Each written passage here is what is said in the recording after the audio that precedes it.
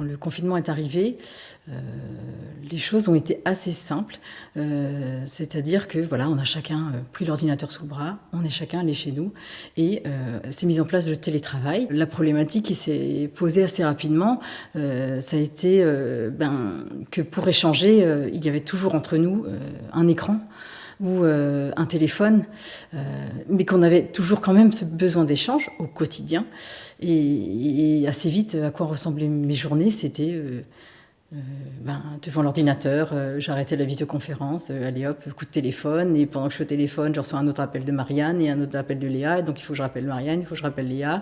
Or nous, on est dans la communication, et il y a un moment, mais ça rend fou. Et en plus, dehors, il faisait un temps magnifique, et moi, j'avais l'impression d'avoir la vie d'une taupe. Je ne voyais pas le jour, je passais mon temps connectée dans mon salon. J'étais coincée là. Donc c'était assez déstabilisant. J'ai vu tout ce qui se passait, j'ai vu des images dramatiques, et ce qui fait peur aussi, c'est de se dire, j'ai peur que demain, il y ait comme deux mondes. C'est-à-dire qu'il y a ceux qui auront vécu le Covid, il y a ces gens du Grand Est, il y a ces médecins, ces infirmières qui sont allés au front, et puis il y a nous.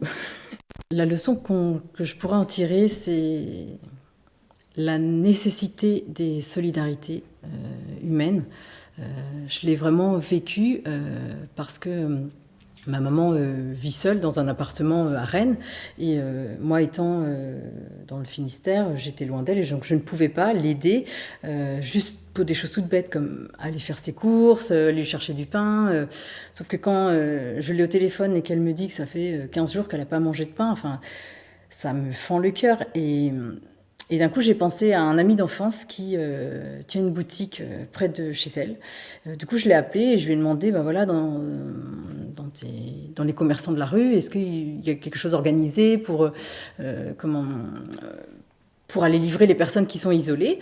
Et là, il m'a dit, mais tu t'inquiètes pas, moi, je vais m'en occuper de ta maman, je vais lui faire ses courses, et tous les jours, j'irai lui amener du pain frais, et je m'en occupe, tu t'inquiètes pas.